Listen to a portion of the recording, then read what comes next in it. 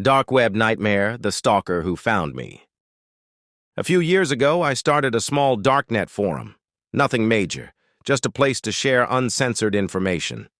At first, I was paranoid. I knew the risks, so I spent weeks researching how to stay completely anonymous.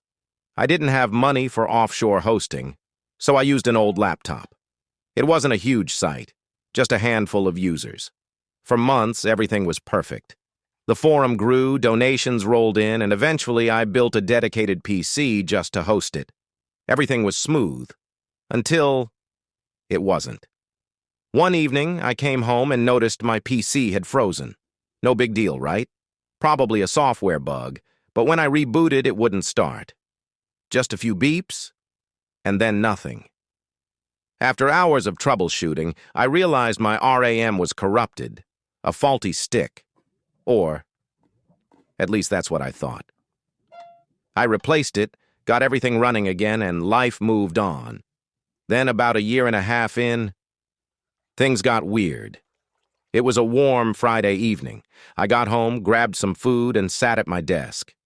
That's when I noticed it, an unread message. I clicked it open, and my stomach dropped. My full name, my home address, my bank details, my private emails, even passwords to accounts I never shared. I felt a chill crawl up my spine. My mind raced. Somewhere, I had messed up. Then my phone vibrated. A text. "I know everything about you." I froze. A few seconds later, my phone rang. A distorted voice spoke. "Don't talk.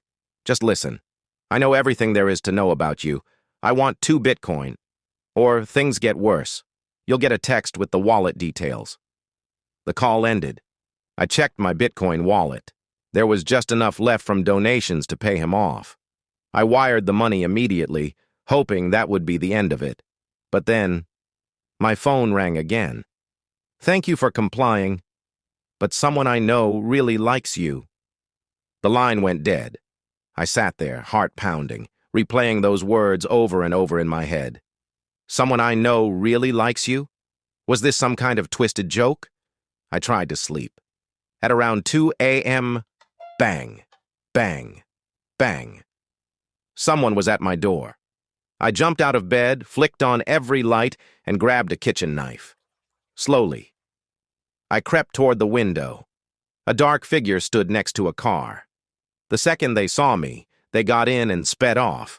I yanked open the door, hoping to catch a license plate, but they were already gone. Then I saw it, an envelope, sitting on my doorstep.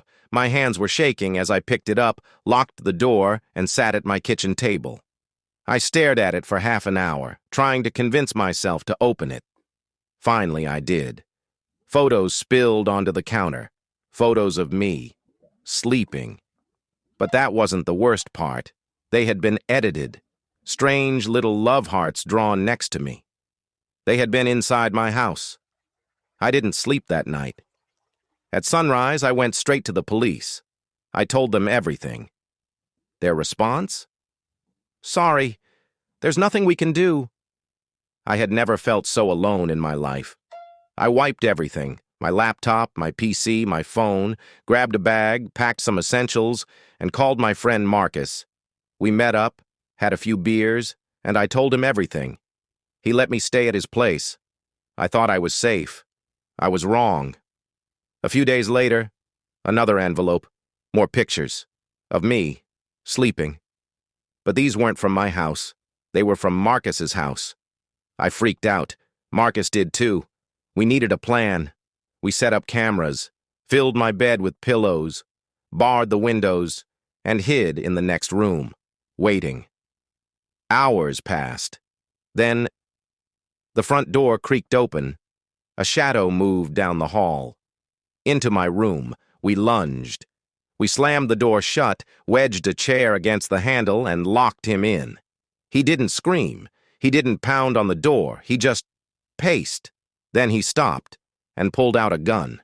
He held up a sign against the window. "I love you," and then, bang. The police arrived minutes later. They took us in for questioning.